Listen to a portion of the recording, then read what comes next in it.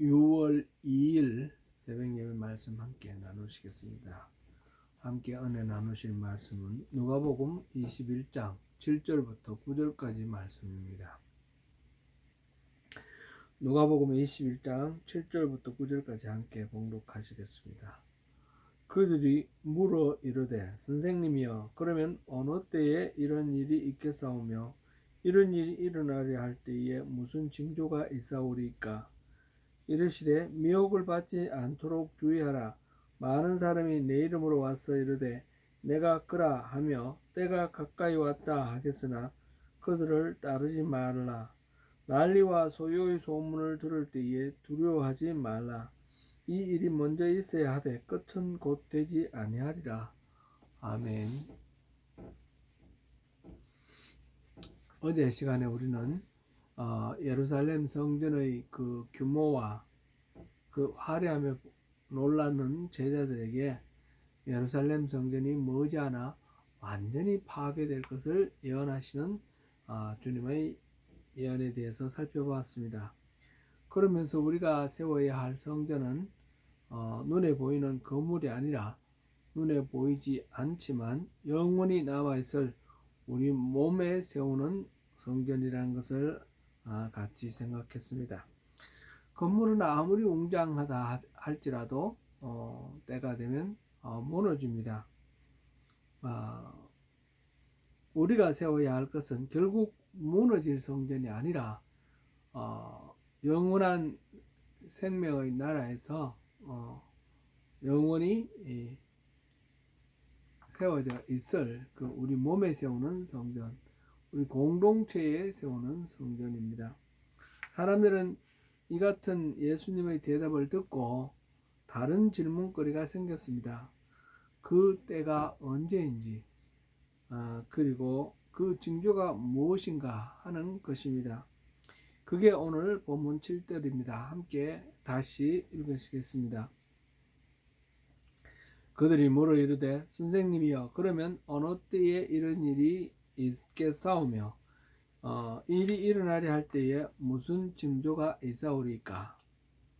종말에 대해 들으면 그 시기가 언제인지 그 징조는 무엇인지 알고 싶어 합니다. 물론 미래에 대한 막연한 호기심에서 그럴 수도 있겠지만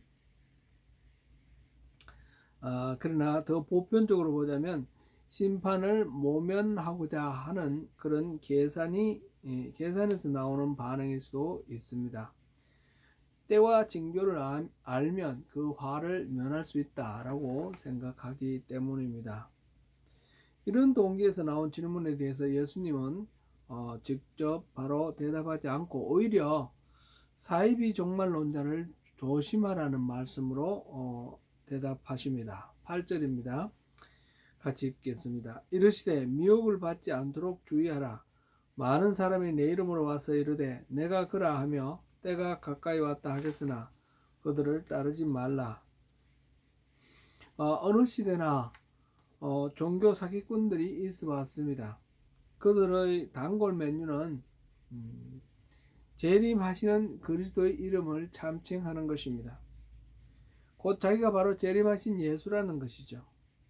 오늘날 우리 조국 대한민국에서만 재림하신 예수라고 스스로를 참칭하는 그런 사이비 종교 지도자들이 50명이 넘는다고 합니다.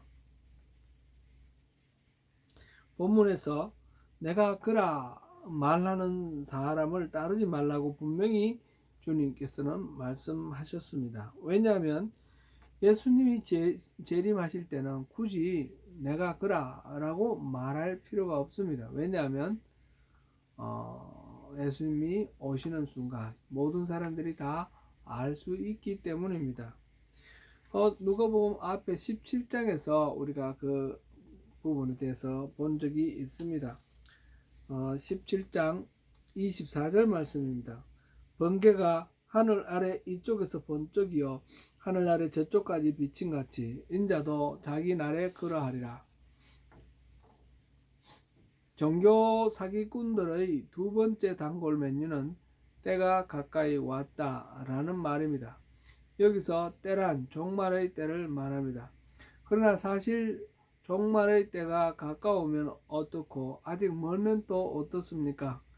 언제든 주님을 기쁘게 맞을 준비를 하고 있다면 아무런 문제가 없습니다. 주님은 그들을 따르지 말라고 분명히 말씀하십니다. 그들이 누구입니까? 내가 그러나 종말이 왔다, 가까이 왔다 라거나 주장하는 그런 사이비 종말론자들입니다. 이러한 주님의 말씀은 때와 징조를 묻는 사람들에게는 동문서답처럼 그렇게 보입니다. 그러나 사실은 동문서답이 아니라 정확히 짚어서 하시는 말씀입니다. 곧 때와 징조에 대해서 궁금해하는 사람들이 바로 사이비 종말론자들에게 밥이 되는 그런 사람들이기 때문입니다. 계속해서 구절을 보시겠습니다. 난리와 소요의 소문을 들을 때에 두려워하지 말라. 이 일이 먼저 있어야 하되 끝은 곧 되지 아니하리라. 난리와 소요의 소문이 들릴 때 곧 시국이 불안전할 때일수록 종교 사기꾼들이 더 많이 등장합니다. 왜냐하면 사람들의 불안한 심리를 이용하면 자신들의 사욕을 채우기가 훨씬 쉽기 때문입니다. 그들은 난리와 소요의 소문을 종말의 징조라고 덜먹거리며 사람들의 불안한 심리를 더욱 자극합니다. 그러나 주님은 분명히 말씀하십니다. 이 일이 먼저 있어야 하지만 끝은 아니다 라고요. 이 부분을 메시지 성경으로 읽으면 다음과 같습니다. 전쟁과 폭동의 소문이 들리거든 당황하지 말고 침착하여라. 그것은 역사에 늘 반복되는 일일 뿐 아직 종말의 징조는 아니다. 전쟁과 폭동은 역사에 늘 반복되는 일입니다. 그런데도 사람들은 그것이 바로 종말의 표시다, 징조다 라고 생각합니다. 종교 사기꾼들은 그런 식으로 사람들에게 불안감을 조성하고 협박하고 돈 주머니를 털어갑니다. 그리고 사람들을 어리석게도 그런 수에 잘 넘어갑니다.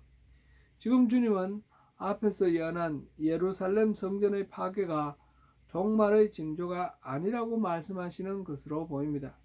주님은 시기와 징조에 대한 것보다 사람들의 회개에 더 큰 관심이 있으십니다.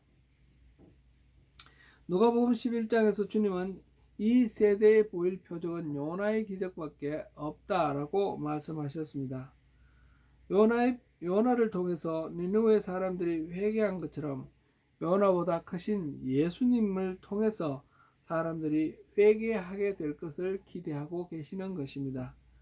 종말의 시기와 징조를 안다고 하더라도 회개하지 않으면 구원을 받을 수 없기 때문입니다.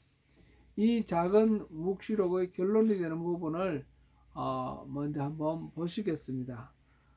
누가복음 21장 34절과 36절입니다. 너희는 스스로 조심하라. 그렇지 않으면 방탕함과 술취함과 생활의 염려로 마음이 둔하여지고 뜻밖의 그날이 덫과 같이 너희에게 임하리라. 이러므로 너희는 장차 올 이 모든 일을 능히 피하고 인자 앞에 서도록 항상 기도하며 깨어 있으라 하시니라. 종말의 시기와 징조를 알려고 할 필요가 없습니다. 차라리 그런 열정으로 매일같이 기도하며 깨어 있어야 한다는 말씀입니다. 사랑하는 성도 여러분, 늘 깨어 있어 주님이 언제 오실지라도 기쁨으로 맞이할 수 있는 저와 여러분이 되시기를 축원합니다.